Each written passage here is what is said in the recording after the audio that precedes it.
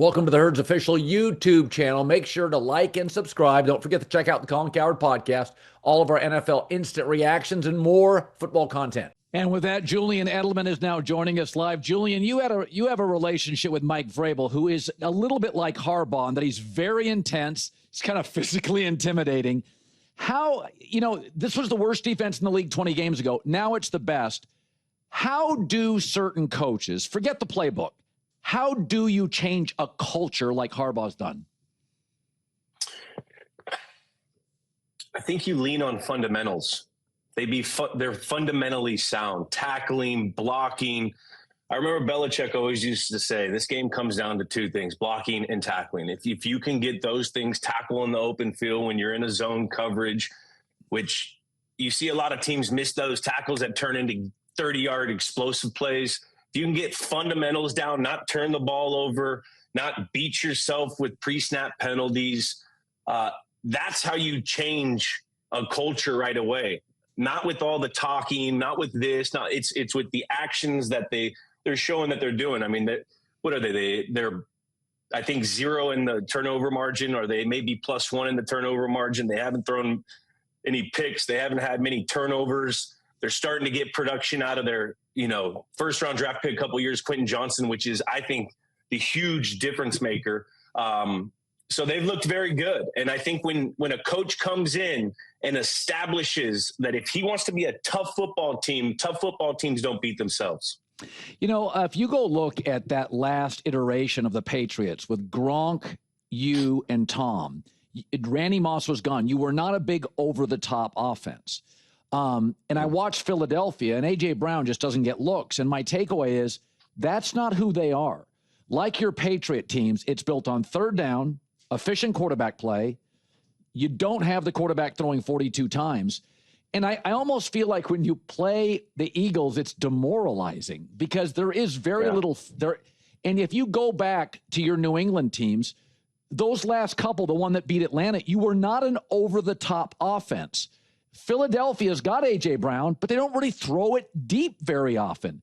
When that's not part of your offense, did you ever look at it as a weakness, or did you look at it like, hey, 0 to 15 yards, we're the best offense in the league. We just don't throw it over that.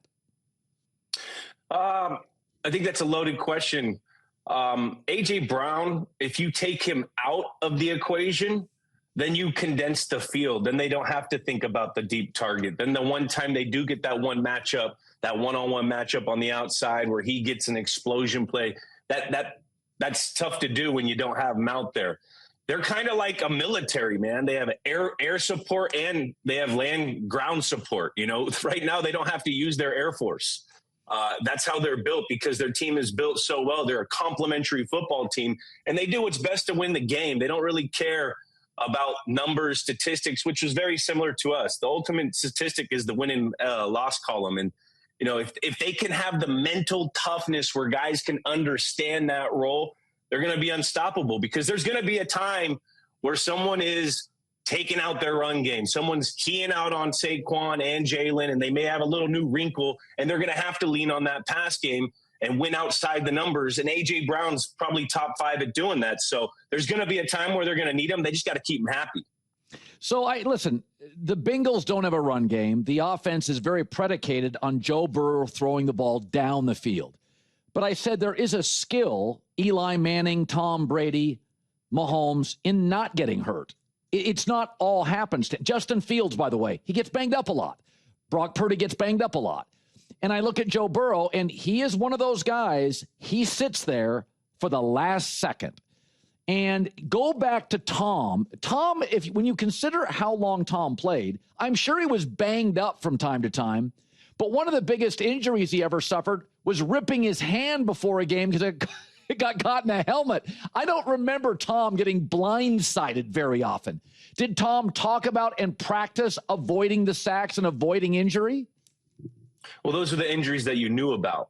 Tom played through some stuff that he just wouldn't, which I don't know if that's legal or not, but there's times where he had a broken foot. No one knew about it that he played with, broken ribs. He just didn't really publicize it. But I tell you one thing that Tom always did.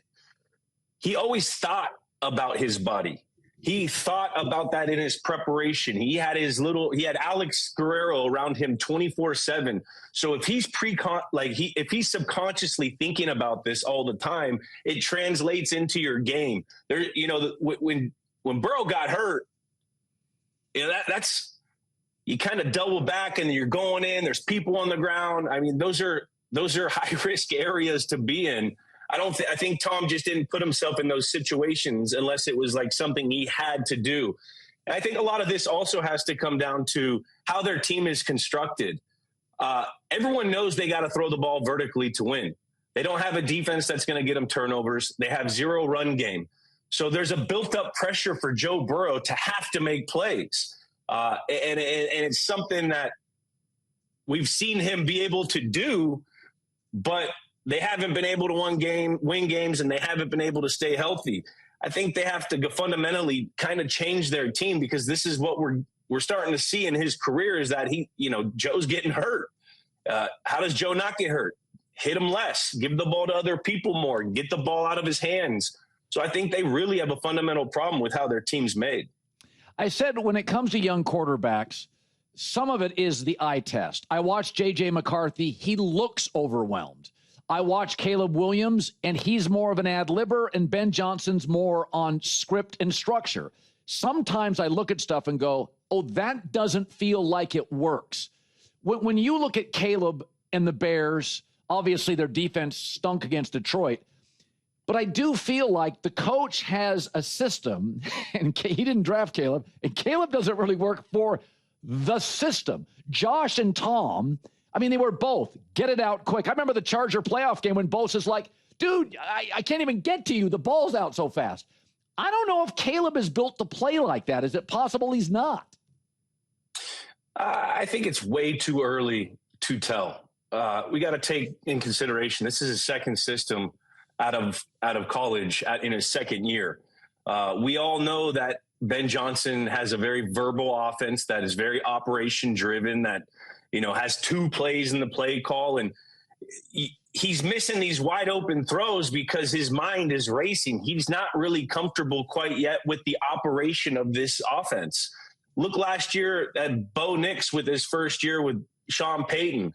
They looked like a disaster the first couple of weeks of the season, right? That's because Sean has, a complex system. There's a certain way of doing it. Things you got to kind of beat the backyard football out of the young guys, which takes little time. And we got to recalibrate that this is kind of Caleb's rookie season. It's a completely different offense, schematically, verbiage, everything that he was going from last year, which was completely different what he was doing the year before. So there's times where this offense has looked competent. I don't remember any time last year the offense looking competent. So that's a plus. You know what I mean? They've done better in certain situations. There's been improvement. They just got to continue this and remember that he's going into his rookie year this is a rookie year, with a new offense. So it's going to take some time to get, the verbal communication in. I mean, Ben Johnson, I guarantee probably gives two play calls every time you come in. You got to communicate the play. You got to communicate the personnel group. You got to get to the line of scrimmage, take a pre-snap read, look at the front, look at the coverage, make sure all your guys are assigned, then go get the right play called according to what you're seeing in the pre-snap read, which can completely change in the post-snap read. That's a lot of stuff for a young guy, which that he's getting taught that. So, you can compare Caleb's first time to all the other guys that Ben Johnson had for the first time. Jared Goff was in the same system with Sean McVay. That's the same verbiage as Ben Johnson's stuff. So it's not the same kind of comparison. He had, 3-4 years under his belt in a similar system going to Ben Johnson who, did that. So I think it's a combination of both Ben Johnson learning Caleb on what he does well and what he doesn't do well and trying to get those things out and Caleb trying to learn this system. I mean, it takes time. Finally, yeah. I thought it was actually a big win for the Patriots. They got a special teams touchdown. It was a go back and forth game. They made a huge defensive play late. I still think they need juice on the outside. I think they're kind of a limited offense. But I got to tell you, when I watched it, Drake May didn't make any mistakes. Big special teams play, big defensive play. Like, this may not have been a big win for a Edelman, Brady, Gronk team, but Miami's always been a tough spot. And I came out of that game and I thought, oh, that was an easy loss. You could have lost that game so easily. I was kind of impressed with it. I was really impressed with it. It's a division opponent that has had continuity for a long time. And even a Brady, Gronk, Edelman team struggled playing in Miami in that heat in September, and they went and got it done. They look like a better shaped team, more fundamentally sound football team. If you look at some of their stats, the first week on third down against the Raiders, they were 4-14 on third down. They were 1 for 3 in the red area. This last week, I think they're 7 for 12 in third down. They're 3 for 4 in the red area. So that's improvement. They only punted twice. They had a couple pre-snap penalties that they got to get fixed, but that'll come. They look like similar to what I was saying with the Bears, who didn't have any competency the year before. They look like an offense that's getting better, that's learning each other. There's guys making plays, and this is the early part of the year for everyone.